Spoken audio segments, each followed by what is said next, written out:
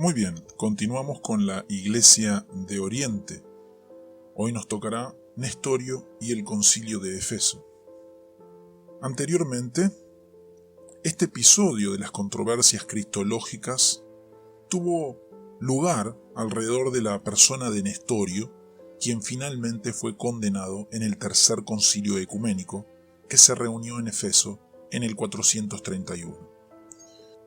Nestorio era un partidario de la escuela de Antioquía, que había sido hecho patriarca de Constantinopla en el 428. Políticamente su situación era difícil, pues el patriarcado de Constantinopla se había vuelto motivo de discordias entre los patriarcas de Alejandría y Antioquía.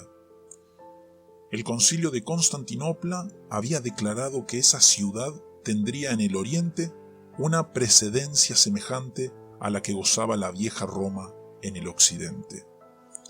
Esto no era sino el reconocimiento de la realidad política, pues Constantinopla había venido a ser la capital del Imperio Oriental. Pero los patriarcas de Alejandría no quedaron contentos ante semejante postergación, sobre todo por cuanto tradicionalmente Constantinopla había estado más cerca de Antioquía en sus posiciones teológicas, y muchos de los patriarcas de Constantinopla resultaban entonces aliados de los de Antioquía. Por tanto, cuando Nestorio ascendió al patriarcado de Constantinopla, era de esperarse que contaría con la oposición de los alejandrinos. El motivo inmediato de la controversia fue el término Theotokos, que se aplicaba a la Virgen María. Theotokos, que se traduce generalmente como Madre de Dios, literalmente quiere decir paridora de Dios, puesto que muchas veces a los protestantes nos parece que se trata aquí de uno de los temas que estamos acostumbrados a discutir con los católicos romanos, conviene que nos detengamos a aclarar lo que se debatía. La controversia no era de carácter mariológico, sino cristológico. Lo que estaba en juego no era quién era la Virgen María o qué honores se le debían, sino quién era el que había nacido de María y cómo debía hablarse de él. Los antioqueños temían que, si se llegaba a hablar de una unión demasiado estrecha entre la humanidad y la divinidad de Jesucristo, esta última llegaría a eclipsar la primera, de modo que se perdería el sentido de la verdadera y total humanidad del Salvador. Por tanto, Nestorio creía que había ciertas cosas que debían decirse de la humanidad de Jesucristo y otras que debían decirse de su divinidad, y que tales cosas no debían confundirse. Por tanto, cuando su capellán Atanasio atacó el uso del término Theotokos, diciendo que quien había nacido de María no era Dios, sino la humanidad de Jesús, Nestorio lo apoyó. Lo que Atanasio y Nestorio estaban atacando no era una idea demasiado elevada de la Virgen María, sino la confusión entre divinidad y humanidad que parecía seguirse del término Theotokos. Al explicar su oposición a este término, Nestorio decía que en Jesucristo Dios se ha unido a un ser humano. Puesto que Dios es una persona y el ser humano es otra, en Cristo ha de haber no solo dos naturalezas, sino también dos personas. Fue la persona y naturaleza humana la que nació de María y no la divina. Por tanto, la Virgen es Cristotokos, paridora de Cristo, y no Theotokos, paridora de Dios. Entre estas dos personas, la unión que existe no es una confusión, sino una conjunción, un acuerdo o una unión moral. Frente a tal doctrina, fueron muchos los que reaccionaron negativamente. Si en Jesucristo no hay más que un acuerdo o una conjunción entre Dios y el ser humano, ¿qué importancia tiene la encarnación para la salvación?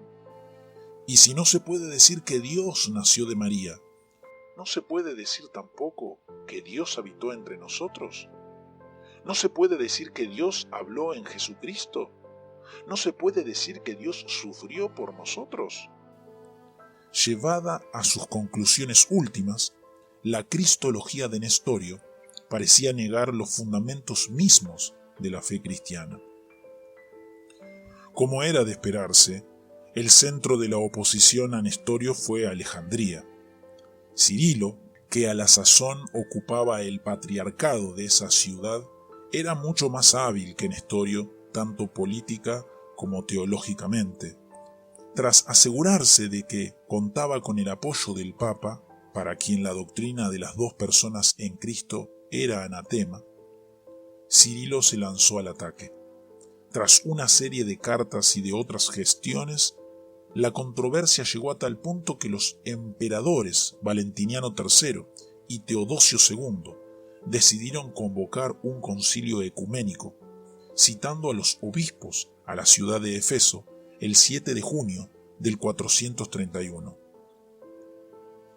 El debate prometía ser acalorado, pues el Papa y el Patriarca de Alejandría se habían declarado en contra de Nestorio, mientras que el Patriarca de Antioquía, Juan, lo defendía.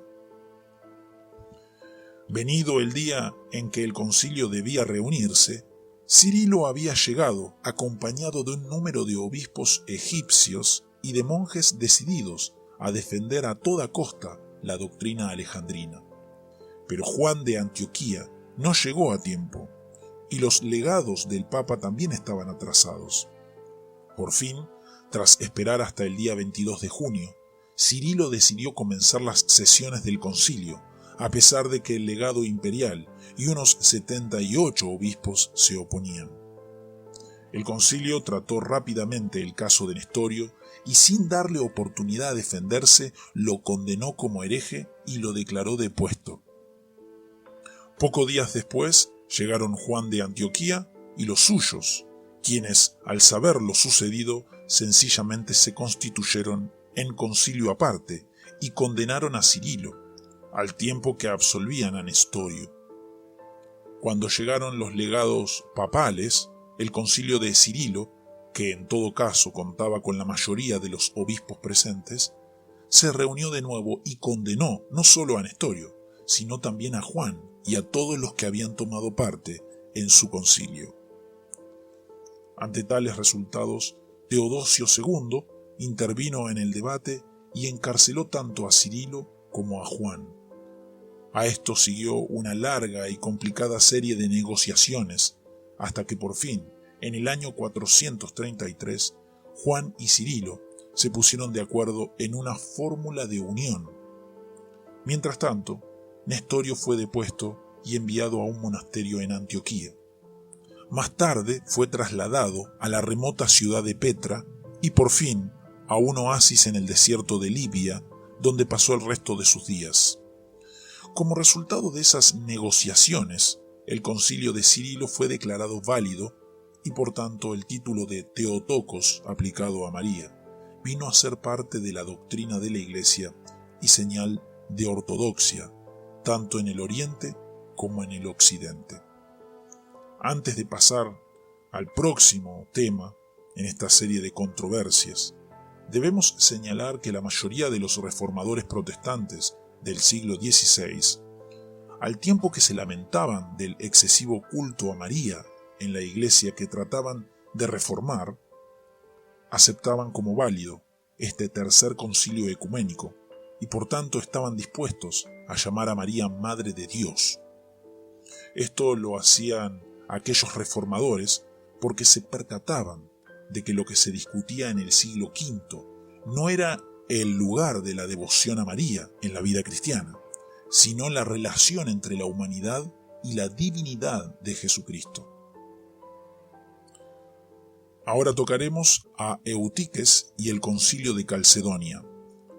El segundo episodio en la larga serie de controversias cristológicas había terminado en una gran victoria para Alejandría, pues el antioqueño Nestorio había sido condenado como hereje y enviado al exilio. Pero cuando en el año 444 Dioscoro sucedió a Cirilo en el patriarcado de Antioquía, la querella estaba lista a explotar de nuevo. Dioscoro era un hombre ambicioso que quería asegurarse del triunfo definitivo y aplastante de Alejandría sobre sus rivales Antioquía y Constantinopla, y que casi logró su propósito. Esta vez, el conflicto tuvo lugar alrededor de la persona de Eutiques, un monje de fuertes convicciones alejandrinas que residía en Constantinopla. El nuevo patriarca de esa capital era Flaviano, ante quien Eutiques fue acusado de herejía por negarse a aceptar y a atacar abiertamente ciertas frases de la fórmula de unión del año 433. En concreto, Eutiques negaba que Jesucristo existía en dos naturalezas después de la encarnación, y que fuera, en virtud de su humanidad, consubstancial a nosotros. Al parecer, Eutiques se atrevía a atacar abiertamente la fórmula de reunión porque contaba con el apoyo de Dioscoro y del gran chambelán Crisapio. En este último era quien de veras regía los destinos del imperio, pues Teodosio II no se ocupaba ya de los asuntos del gobierno y los había dejado en manos de su gran chambelán, convencido de que quienes lo apoyaban eran poderosos. Eutiques se presentó arrogante ante el sínodo que había sido convocado por Flaviano para tratar acerca de las acusaciones que se hacían contra él. Lo que Eutiques no sabía era que de hecho Dioscoro quería que el sínodo lo condenase para así tener una causa que defender contra Flaviano. Luego, mientras Eutiques creía que las autoridades imperiales estaban a su favor, éstas tenían instrucciones de asegurarse de que el sínodo lo condenase. Así fue, y entonces Dioscoro salió en defensa suya, diciendo que Flaviano había actuado injustamente. Pronto el caso de Eutiques se volvió motivo de discordia en toda la iglesia. Tanto él como Flaviano le escribieron a León el Grande, que a la sazón era papa, el uno para apelar contra la decisión del sínodo que lo había condenado, y el otro para darle noticias acerca de ese sínodo y de las doctrinas de Eutiques. Al mismo tiempo, Dioscoro acusaba de herejía a todos los que salían en defensa de Flaviano. Al parecer, hubo oro alejandrino que pasó de las manos de Dioscoro a las de Crisapio. En todo caso, el emperador convocó por fin un nuevo concilio que debería reunirse en Efeso en el 449. Desde sus mismos inicios se pudo ver que el concilio estaba en manos de Dioscoro. 2 días antes de comenzar las sesiones, el emperador, a instancias de Crisapio, nombró a Dioscoro presidente de las mismas y le dio autoridad de hacer callar a quien quiera osase hablar en contra de la fe de la Iglesia. El resultado fue lo que el Papa León llamó, con toda razón, un latrocinio. Dioscoro no permitió hablar a ninguno de los que se oponían a las doctrinas de Eutiques. Cuando los legados de León trataron de leer una carta que el Papa había escrito dando a conocer su apoyo a la condenación de Eutiques, Dioscoro no se lo permitió. Flaviano trató de defenderse y los partidarios de Dioscoro lo golpearon y pisotearon con tal violencia que a los pocos días murió. La doctrina según la cual había en Cristo 2 naturalezas fue condenada y todos los principales exponentes de la teología antioqueña fueron declarados herejes y depuestos. Por último, para asegurarse de que su victoria sería definitiva, Dioscoro y los suyos decretaron que en lo sucesivo no se ordenaría a quienes sostuvieran las herejías de Nestorio y Flaviano, que para Dioscoro eran la misma cosa. Al conocer los decretos del concilio de Efeso, el Papa León se negó a aceptarlos. Según él, el supuesto concilio no era sino un conciliábulo de ladrones, pero también sus gestiones eran en vano. Teodosio II y Crisapio daban por terminada la cuestión y estaban perfectamente contentos con el resultado del concilio. En esto estaban las cosas cuando ocurrió lo inesperado. El emperador, quien era un excelente jinete, tuvo un accidente ecuestre y murió. Lo sucedió su hermana Pulqueria, quien contrajo matrimonio con el militar Marciano y gobernó con él. Pulqueria era una mujer fuerte que había dado tales muestras de habilidad en el manejo de los asuntos imperiales que había quienes estaban convencidos de que podría gobernar con firmeza y justicia. Poco antes de morir, Teodosio la había expulsado de la corte, probablemente porque se oponía a los manejos de Crisapio.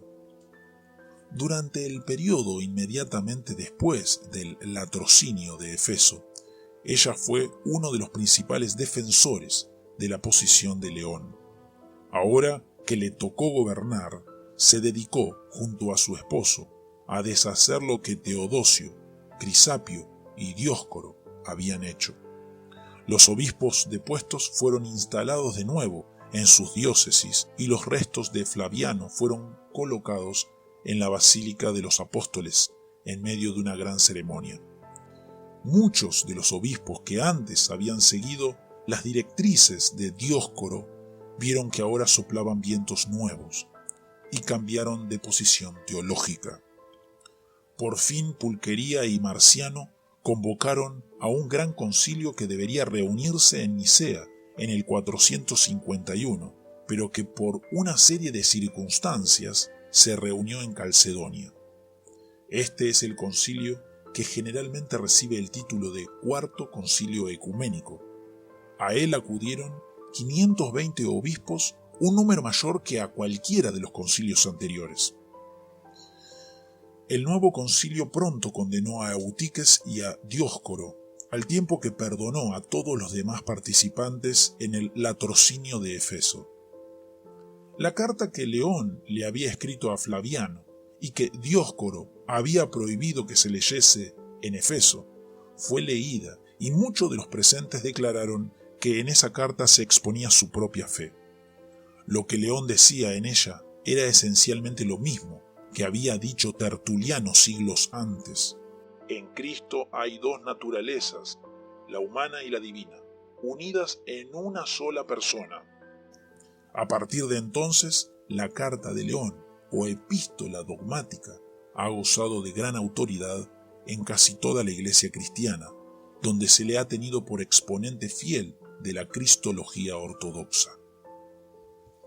Por fin, tras varios obstáculos de carácter legal, los obispos reunidos en Calcedonia redactaron la definición de fe, que es posiblemente el punto culminante en todas estas series de acontecimientos, y que es aceptada hasta el día de hoy por la mayoría de las iglesias.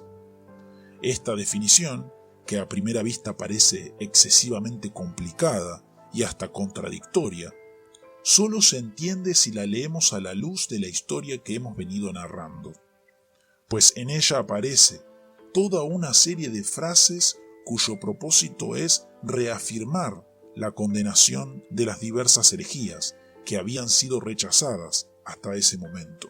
Dice así: siguiendo pues a los santos padres, enseñamos todos a una voz que ha de confesarse uno y el mismo Hijo, nuestro Señor Jesucristo, el cual es perfecto en divinidad y perfecto en humanidad, verdadero Dios y verdadero hombre, de alma racional y cuerpo, consubstancial al Padre según la divinidad, y asimismo consubstancial a nosotros según la humanidad, semejante a nosotros en todo, pero sin pecado, engendrado del Padre antes de los siglos según la divinidad, y en los últimos días, y por nosotros, y nuestra salvación, de la Virgen María, la Madre de Dios, Theotokos, según la humanidad, uno y el mismo Cristo, Hijo y Señor unigénito, en dos naturalezas, sin confusión,